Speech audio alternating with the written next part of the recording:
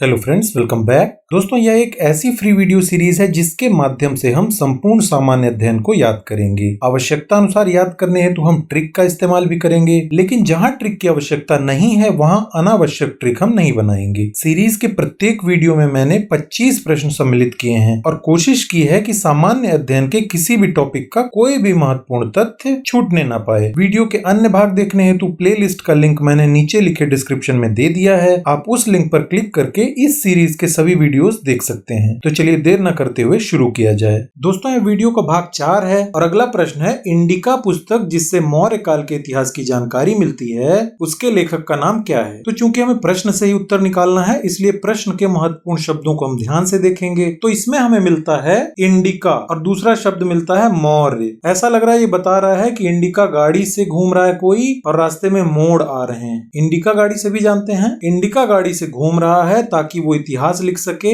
रास्ते में बार बार मोड़ आ रहे हैं, इसका मतलब वो गश्त कर रहा है। गश्त कर रहा है, गश्त करना समझ रहे हैं, पेट्रोलिंग करना, घूमना। तो इंडिका गाड़ी से वो घूम रहा है भारत में, बार बार मोड़ आ रहे हैं रास्तों में, यानी वो गश्त कर रहा है, एरिया देख रहा है ताकि बाद में अपनी पुस्तक लिख सके, उसमें भारत का इतिहास लिख सके। तो ऐसी कल्पना करेंगे तो ये प्रश्न आपको अपने आप उत्तर की याद दिला देगा। अगला है, सीरियन नरेश अंतियोकस का राजदूत कौन था जो बिंदुसार के दरबार में आया था। फिर से प्रश्न के महत्वपूर्ण शब्दों को ध्यान से देखते हैं। तो ये है सीरियन, फिर है अंतियोकस और बिंदुसार। ऐसा समझ में आ रहा है कि कोई व्यक्ति सीरियस होकर, बहुत ही सीरियस चेहरा बना रखा है उसने, और आंटियों को, जितनी भी आंटियां बैठी हुई हैं उनको क्या कर रहा है, बिंदी लगा रहा है और सर में कुछ कर रहा है, सिर में कुछ कर रहा है। बिंदु सर है ना, बिंदी लगा रहा है और सिर में कुछ कर रहा है। इसका मतलब हम पार्लर देख रहे हैं, ब्यूटी पार्लर होते हैं ना, और पार्लर में क्या देख रहे हैं कि आंटियों के बालों को डाई किया जा रहा है और उनका मेकअप लगाया जा रहा है या मेकअप किया जा रहा है। प्रश्न से ही समझ में आ रहा है, सीरियस होकर, बहुत सीरियस होकर, एकदम गंभीर मुद्रा में उनका चेहरा दिखाई दे रहा है। आंटियों को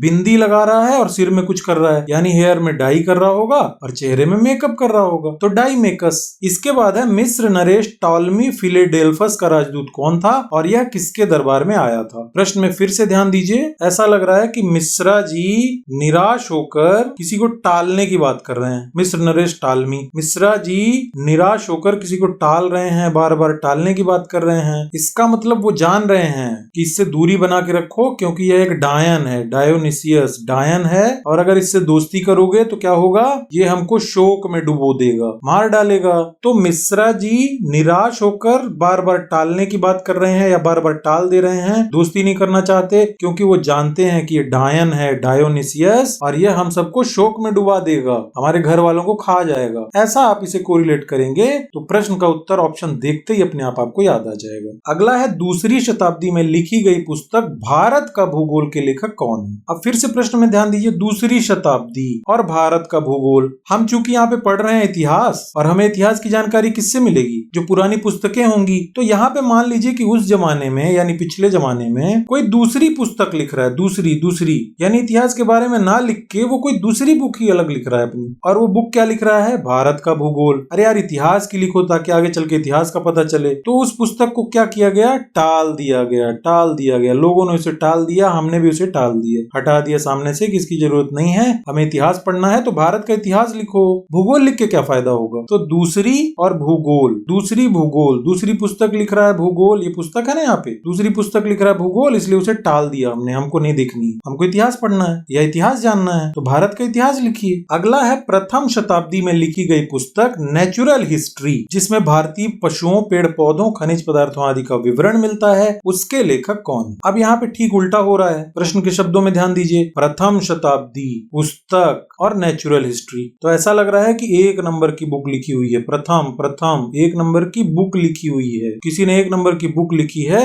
हिस्ट्री पढ़ने के लिए, जिसमें प्रॉपरली भारतीय पशुओं, पेड़ पौधों, खनिज पदार्थों आदि का विवरण मिलता है। इसका मतलब इसको टालना नहीं है, ये जरूर किसी ने प्लान बनाकर लिखी है, बढ़िया से प्लानिंग करके लिखी है। तो प्लानिंग से आपको प्लिनी याद आएगा, सीधा सीधा मिलता है ना, प्रथम एक नंबर की पुस्तक है और वो भी नेचुरल हिस्ट्री लिखी हुई है जिसमें सब कुछ बढ़िया से मिलता है। इसका मतलब इसे प्लान करके बढ़िया से लिखा गया है, तो प्लान से प्लिनी। दोस्तों ट्रिक बनाने में पूरा दिन बीत जाता है। यदि आपको लगता है कि मैंने जेन्युइन मेहनत की है तो इस वीडियो को लाइक जरूर कर दीजिए। लाइक करने से थोड़ा सा मनोबल बढ़ता है और वीडियो बनाने का मन करता है। अगला है दोस्तों, वह पुस्तक कौन सी है जिसका लेखक अज्ञात है यानी अननोन है, परंतु वह लगभग 80 ईस्वी में हिंद महासागर की यात्रा पर आया था और उसने उस समय के भारतीय बंदरगाहों व व्यापारिक वस्तुओं की जानकारी दी है। तो इस पुस्तक का नाम है पेरिप्लस ऑफ द इरिथ्रियन सी। इसके लेखक अज्ञात है यानी लेखक का पता नहीं है, लेकिन चूंकि इससे हमें भारतीय इतिहास की अच्छी खासी जानकारी मिलती है इसलिए ये पुस्तक महत्वपूर्ण हो जाती है। तो इसे याद रखने के लिए ऐसा मान लीजिए कि ये लेखक तो अज्ञात है यानी लेखक का पता नहीं है, लेकिन ये हिंद महासागर की यात्रा पे आया था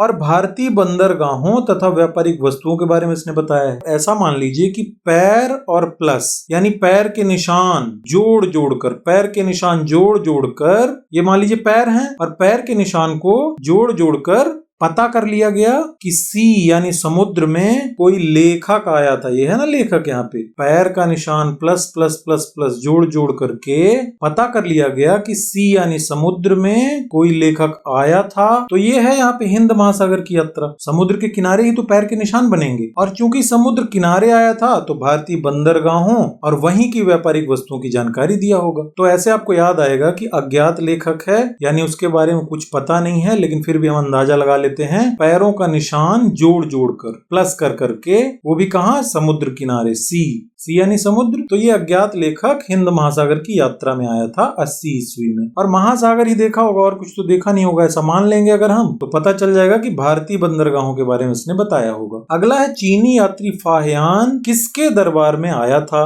कितने वर्षों तक भारत में रहा और इसके विवरण से कहाँ की जानकारी मिलती है। तो ऐसा मान लीजिए कि ये चीनी यात्री था। प्रश्न में ध्यान दीजिए, चीनी यात्री था और फाहियान नाम मिलता जुलता है वायुयान से। तो ऐसा मान लीजिए कि चीन जैसे आज नए नए प्रोडक्ट बना देता है, बहुत सस्ते दामों में उपलब्ध करा देता है, तो उस जमाने में भी चीन ने वायुयान बना लिया होगा। और वायुयान से वो कहाँ जाएगा, धरती में, भारत में तो नहीं आएगा। वायुयान से वो जाएगा चंद्रमा में स्थित किसी दरबार में। चंद्रमा में कोई राजा रहा होगा, उसके दरबार में गया होगा ये, तो चंद्र से आपको चंद्रगुप्त याद आ जाएगा। अब प्रॉब्लम क्या हुई कि वो वायुयान से चंद्रमा में स्थित किसी राजा के दरबार में चला गया, भारत में किसी के दरबार में नहीं आया, तो वहाँ खाना पानी ढंग से नहीं मिला उसको और उसे लगा कि उसको 14 वर्षों का वनवास हो गया। बहुत कष्ट उठाया उसने, तो 14 वर्ष बोलते हैं ना, 14 वर्ष का वनवास। तो बहुत कष्ट उठाने की वजह से 14 वर्ष का वनवास जैसा उसको फील हुआ। तो ऐसे आपको याद आएगा कि चीनी यात्री था इसलिए उसने क्या किया, वायुयान बना लिया, वायुयान बना लिया। और वायुयान बना लेगा तो भारत में क्यों किसी के दरबार में आएगा, धरती में क्यों आएगा, वो सीधे चला जाएगा चंद्रमा में किसी के दरबार में। और चंद्रमा से आपको चंद्रगुप्त याद आ जाएगा, यानी चीनी यात्री फाहियान चंद्रगुप्त द्वितीय के दरबार में आया और 14 वर्षों तक वो भारत में रहा। इसे याद करने के लिए मान लीजिए कि चंद्रमा में चला गया था इसलिए वहां बहुत कष्ट उठाया इसने, 14 साल का इसे वनवास टाइप का मिल गया। और इसने मध्य प्रदेश की जनता की जानकारी दी है कि मध्य प्रदेश की जनता बहुत ही सुखी व समृद्ध है वगैरह वगैरह। इसके बाद है चीनी यात्री संयुगन कब भारत आया था, ये आया था 518 ईस्वी में। तो इसे ऐसा मान लीजिए कि फिर से चीनी है, बहुत ही आविष्कार वगैरह करता रहा होगा, तो इसने एक बंदूक का आविष्कार कर लिया और संयुगन, संग में गन ले आया, संग में गन ले आया। चीनी यात्री था, संग में गन ले आया, इसलिए भारत आते ही उसके साथ क्या हो रहा है, पंच मार के हटा रहे हैं उसे, पंच मार के हटा रहे हैं, पंच और हटा रहा, 518 ईस्वी में चीनी यात्री था, गन का आविष्कार किया और संग में गन लेके भारत आ गया, इसलिए अब क्या हो रहा है, भारत में पंच मार के हटा रहे हैं उसे, पंच हटा रहा, पंच हटा रहा, तो 518। अगला है चीनी यात्री वेन सांग किसके शासनकाल में भारत आया, वह कितने वर्षों तक भारत में रहा। तो फिर से चीनी यात्री है, यानी इसने फिर से वैन का आविष्कार कर लिया और सॉन्ग सुनते हुए, वैन में बैठकर सॉन्ग सुनते हुए वो भारत आया। अब सीधी सी बात है कि उसने वैन का आविष्कार किया और सॉन्ग सुनते हुए बिल्कुल मस्त एंजॉय करते हुए भारत आया। तो ऐसा व्यक्ति कैसा रहेगा, बिल्कुल हर्षित रहेगा, प्रसन्न रहेगा, हर्ष हर्ष हर्ष और वर्धन, खुशी बढ़ाने वाला रहेगा, खुशियां बढ़ाने वाला, खुशियां बांटो,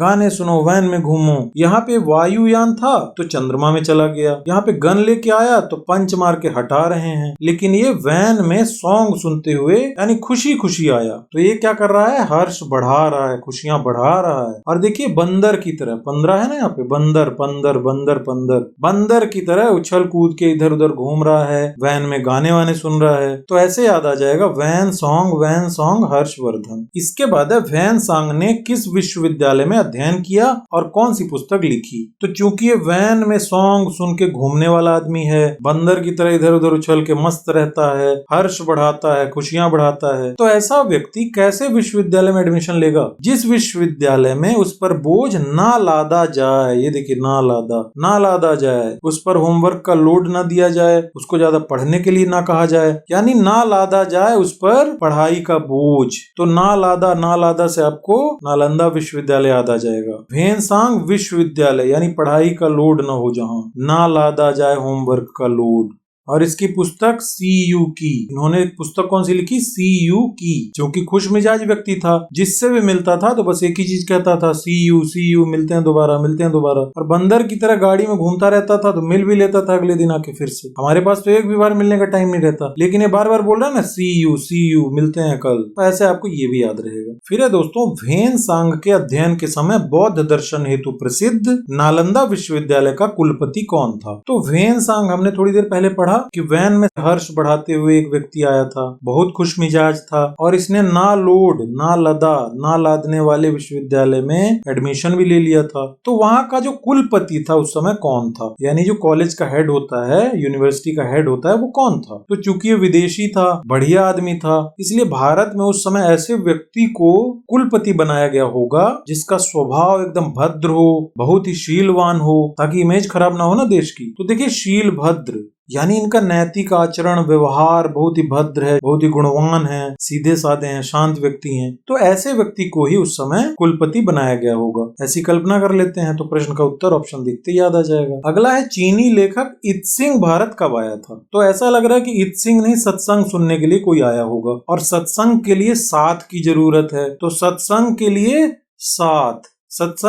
7, इससे याद आ जाएगा इत्सिंग 7 यानी इत्सिंग 7वीं शताब्दी में भारत आया था। फिर है, अरबी यात्री इब्न बतूता द्वारा अरबी भाषा में लिखी गई पुस्तक कौन सी है जिसमें उसके यात्रा वृत्तांत का वर्णन है? तो ये पुस्तक है रिहला। याद रखने के लिए ऐसा समझ लीजिए कि अरब और इब्न बतूता यानी अरबों रुपए का जूता, किसी ने अपनी यात्रा के दौरान अरबों रुपए का जूता पहना हुआ है, तो उसे तो देखते ही कोई भी हिल जाएगा। ये है ना, रे हिला, मैं तो हिल गया रे हिला। क्यों हिला? क्योंकि एक व्यक्ति यात्रा में आया था और उसने अरबों रुपए का जूता पहना हुआ था, और वो बता भी रहा है ई बना है जूता अरबों रुपए का। तो ई बना जूता अरबों रुपए का। एक व्यक्ति यात्रा में आया है और बता रहा है कि ये बना जूता अरबों रुपए में, तो कोई भी हिल जाएगा। तो ऐसे आपको रिहला याद आएगा। इसके बाद दोस्तों, वह अरबी लेखक कौन था जो महमूद गजनवी के साथ भारत आया और उसकी पुस्तक का नाम क्या था? तो ऐसा मान लीजिए कि अरबी यानी अरबों रुपए का गजरा जो है, ये गजरा है ना, गजरा महबूब लेके आया हुआ है। चूंकि प्रश्न से उत्तर निकालना है, इसलिए हमें इसमें शब्द ढूंढने पड़ेंगे जिससे हमें हमारे उत्तर का पता चल जाए। तो अरबों रुपए का गजरा जो है महबूब लेके आया है अपनी महबूबा के लिए। इसकी वजह से क्या हो रहा है? ऑल बर्न, सभी लोग जल रहे हैं। देख के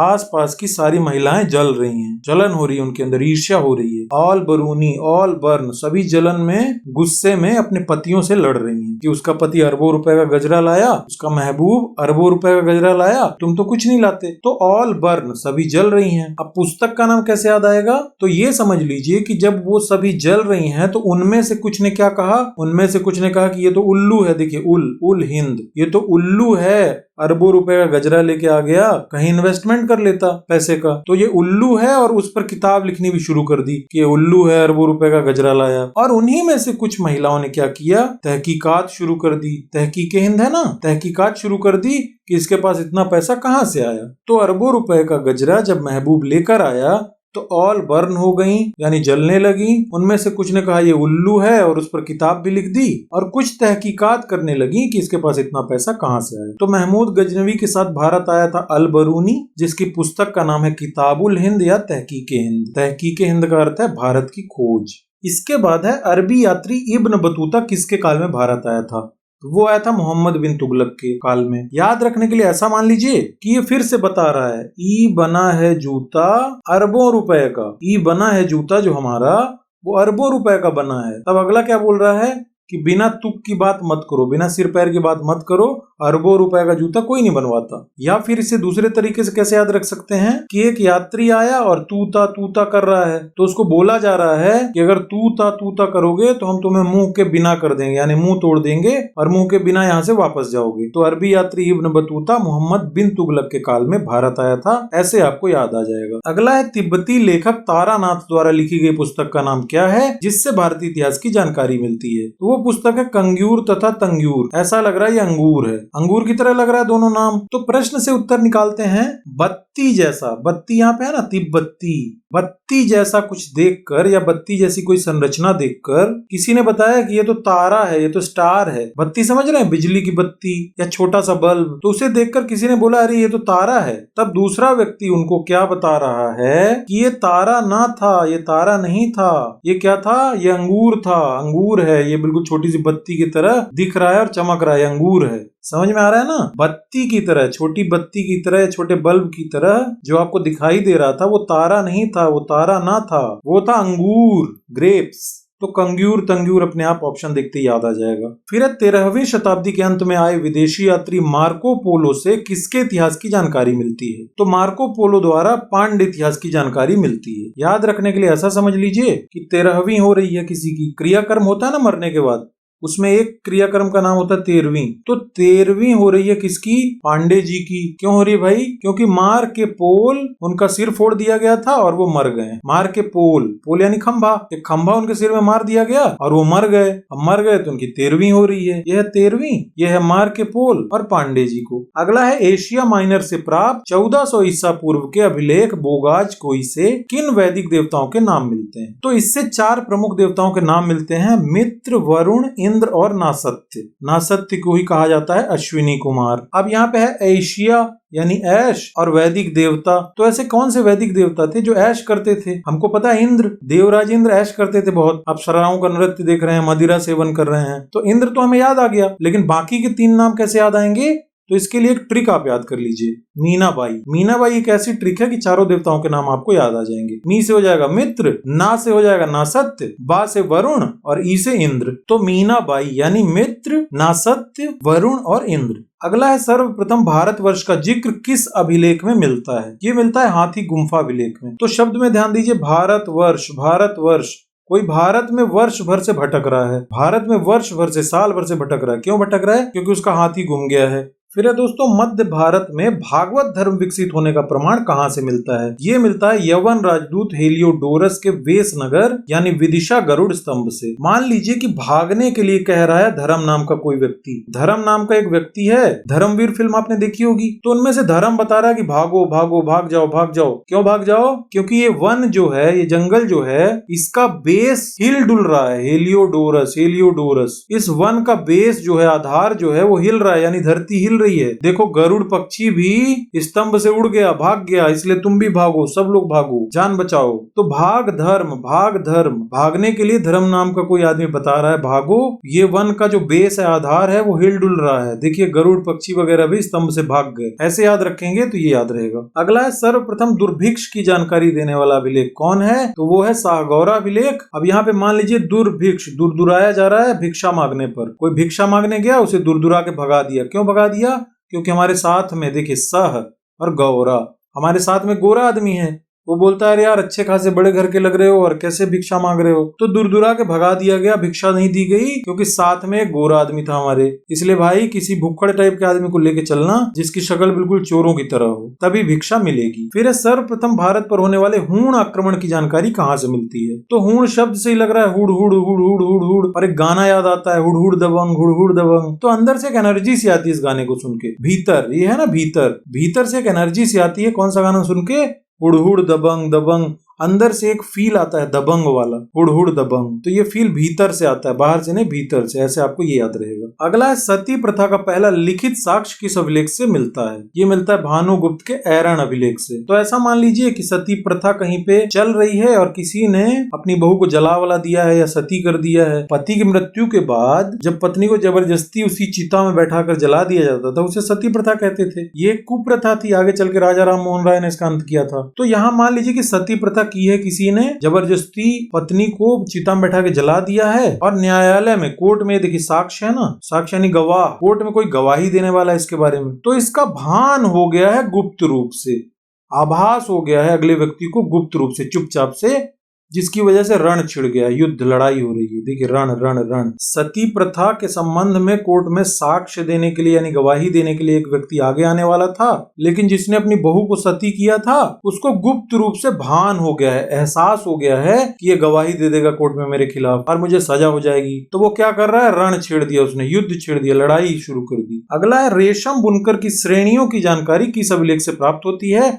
ये प्राप्त होती है मंदसौर अभिलेख से। तो ऐसा मान लीजिए कि रेशम बुनकर, उस समय रेशम कैसे बुना जाता रहा होगा, अभी तो चलो लाइट वाइट है तो मशीन में हमने रेशम बुन लिया, लेकिन उस समय वैदिक काल के टाइम पे कैसे बुना जाता रहा होगा, देखिए धीरे धीरे धीरे धीरे मंद मंद धीरे धीरे सौर ऊर्जा से कोई मशीन चलती रही होगी और उसी से रेशम की बुनाई कर ली जाती रही होगी। सौर ऊर्जा से यानी सूर्य की शक्ति से कोई मशीन चलाकर रेशम बुन लिया जाता रहा होगा। बहुत पुरानी बात है ना। इसके बाद आज के वीडियो का अंतिम प्रश्न है, कश्मीरी नवपाषाणिक पुरा स्थल बुर्ज होम से किसका साक्ष्य मिला है, गर्तावास या गड्ढे घर का साक्ष्य। दोस्तों इसके बाद मैं आपसे कुछ प्रश्न पूछूंगा और उनका उत्तर आप कमेंट बॉक्स में जरूर बताइएगा ताकि मुझे भी पता चले कि आपको कितना याद हुआ है। अगर इसका PDF चाहिए तो आप मेरा टेलीग्राम चैनल ज्वाइन कर लीजिए, जिसको ज्वाइन करने का लिंक मैं इसी वीडियो के नीचे लिखे डिस्क्रिप्शन में दे रहा हूँ। साथ ही मुझे सपोर्ट करने के लिए इस वीडियो को ज्यादा से ज्यादा सोशल मीडिया पर शेयर कीजिए। तो कश्मीरी नवपाषाणिक पुरा स्थल बुर्ज होम, इससे साक्ष्य मिला गर्तावास या गड्ढे के घर का। कश्मीर और होम, कश्मीर में घर, आज भी जिसका घर है कश्मीर में वो बेचारा परेशान है और उसको लग रहा है कि वो गर्त में वास कर रहा है, गड्ढे में वास कर रहा है, हमेशा आतंकवादी हमले होते रहते हैं। तो यहाँ पे ऐसा मान लीजिए कि पहले भी ऐसे ही रहा होगा,